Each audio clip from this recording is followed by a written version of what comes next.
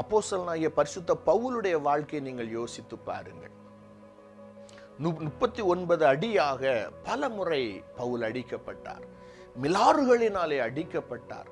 கப்பற் சேதத்தில் இருந்தார், குளிரில் இருந்தார், நிர்வாணத்தில் இருந்தார், பசியாய் இருந்தார், பட்டினியாய் இருந்தார். வேற யாராவது இருந்திருந்தா, ஒருவேளை நானா இருந்திருந்தா கூட, ஆண்டவரே உங்க ஊழியமும் போதும், நீங்களும் போதும், நீ எல்லாத்தையும் விட்டுட்டு நான் பாட்டுக்கு ஓடி போயிருப்பேன் வேற எங்கேயாவது.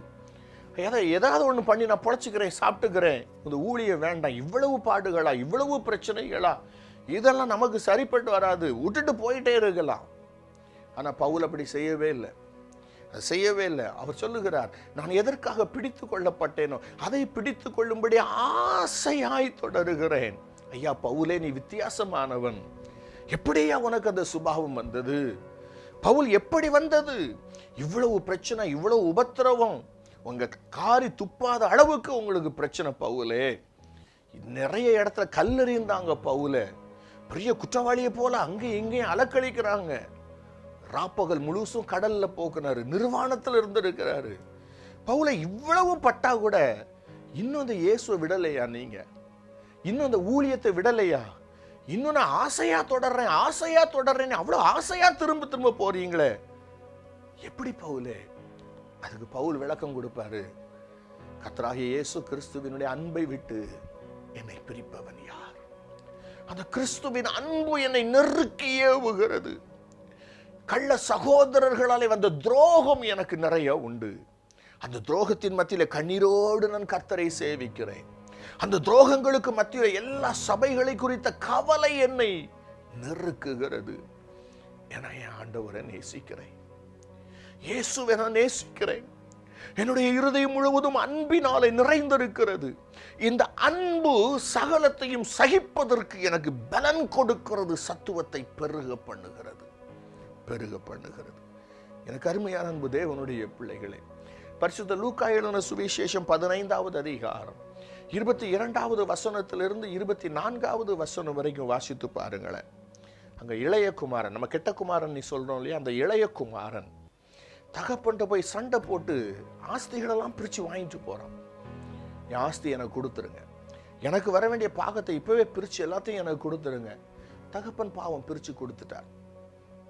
ஆஸ்திகளை வாங்கினவன் வெளியே போனான். வேசிகளிடத்திலே தன்னுடைய ஆஸ்திகளை எல்லாம் அழித்து போட்டான். அது தகப்பனுக்கு தெரியாம இருக்குமா? ஏன்னா மூத்த குமாரன் சொல்றான். அந்த இளைய குமாரன் திரும்பி வந்த உடனே மூத்த குமாரன் அப்பாட்ட பார்த்து சொல்றான். என்ன சொல்றான்னா, வேசிகளிடத்திலே உம்முடைய ஆஸ்திகளை அழித்து போட்டவன் நீ சொல்றான். அப்ப எல்லாருக்கும் தெரிஞ்சிருக்கு இளைய குமாரன் எப்படி தகப்பனார் எவ்வளவு கஷ்டப்பட்டு சம்பாதித்தாரோ அந்த சம்பாத்தியத்தை எல்லாவற்றையும், அந்த ஆஸ்திகள் எல்லாவற்றையும் வேசிகள்கிட்ட போய் அழிச்சுட்டான். எல்லாத்தையும் குடித்தான், வெறிக்கிறான், நண்பர்களோடு உல்லாசமாக இருக்கிறான். எல்லாத்தையும் தகப்பன் பார்த்துக்கிட்டே இருக்கிறார். கடைசியா இளையகுமாரனுடைய நிலைமை மோசமாகி விட்டது. பன்றிகள் சாப்பிடுவதற்கு தவிடு இருந்தது, இந்த இளையகுமாரனுக்கு சாப்பிடுறதுக்கு தவிடு கூட இல்லை. சரி, இனி நம்ம பிள்ளையாக வேண்டாம், நம்ம ஒரு வேலைக்காரனாக போய் சேர்ந்துடலாம் அப்படின்னு சொல்லிட்டு தகப்பன்ட்ட வரார். இளையகுமாரன் வரான். வரும்போது தகப்பன் எப்படித்தான் அந்த இருதயம் வந்துச்சோ தெரியல, வெளியே ஓடி போய் தன்னுடைய மகனை கட்டி அணைத்து கொண்டு முத்தமிடுகிறான். வேலைக்காரர்களை கூப்பிட்டு விலையுயர்ந்த வஸ்திரங்களை கொண்டு வாருங்கள், இவருக்கு புது காலணிகளை, செருப்பு, ஷூ கொடுங்க, நல்ல கொளுத்த கன்றுகளை அடிப்பியுங்கள், ஒரு பெரிய விருந்து வைங்க, எல்லாரும் சந்தோஷமா இருப்போம், எல்லாரும் சந்தோஷமா இருக்கலாம். என் பையன் செத்துட்டான், இப்ப உயிரோடு கூட வந்திருக்கிறான், எல்லாரும் சந்தோஷப்படுவோம், நான் மட்டும் இல்லை எல்லாரும் சந்தோஷப்படணும். ஆனா மூத்த குமாரனுக்கு உள்ள வர்றதுக்கு மனசு இல்லை. தகப்பன் போய் சொல்றான், வாப்பா என் பையன் செத்து இருந்தான், இப்ப உயிரோடு வந்துட்டான். அப்ப அவன் கேட்கறான், வேசிகள்கிட்ட போய் ஆஸ்திகளெல்லாம் அழித்து போட்டிருந்தானே, அதெல்லாம் பற்றி அவன் கவலைப்படலை. சொத்து போனா போயிட்டு போது, நம்ம சம்பாதிச்சிடலாம். ஆனா என் மகன் அந்த பிள்ளை மேல வச்சிருந்த அந்த அன்பு, மகன் மேல வச்சிருந்த அந்த தகப்பனுடைய பாசம், அவைகள் எல்லாவற்றையும் சகித்து கொண்டது. மகன் ஊதாரியா இருந்து எல்லா ஆஸ்திகளையும் செலவழித்து போட்டதையெல்லாம் அந்த தகப்பனுடைய அன்பு சகித்து கொண்டது. எனக்கு அருமையான அன்பு தேவனுடைய பிள்ளைகளே, சத்தியத்தை அறிந்திருக்கிறோம். இயேசு என்றால் யார் என்று நமக்கு தெரியும்.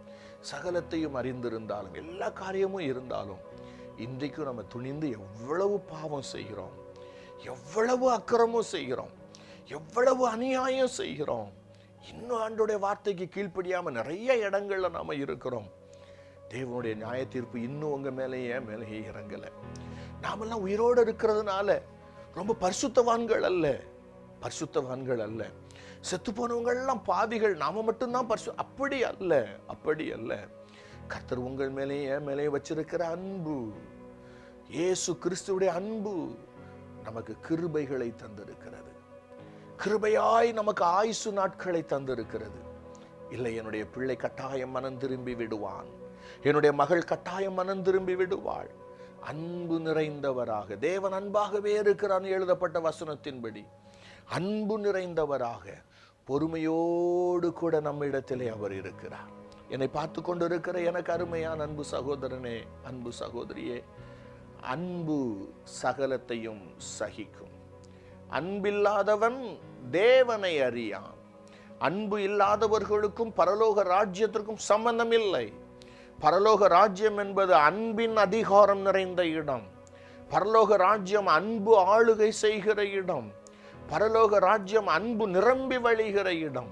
அன்பே இல்லாதவர்கள், சகிப்பு தன்மையே இல்லாதவர்கள் நிச்சயமாக பரலோக ராஜ்யத்திற்குள் போக முடியாது. வேதத்தில் எழுதப்பட்ட கர்த்தருக்கு பிரியமான பரிசுத்தவான்கள் எல்லாரையும் கவனித்து பாருங்கள். பெரிய ராஜா தாவீது சீமையை சாதாரண ஒரு மனுஷன் தூஷிக்கிறான், பயங்கரமாக தூஷிக்கிறான்.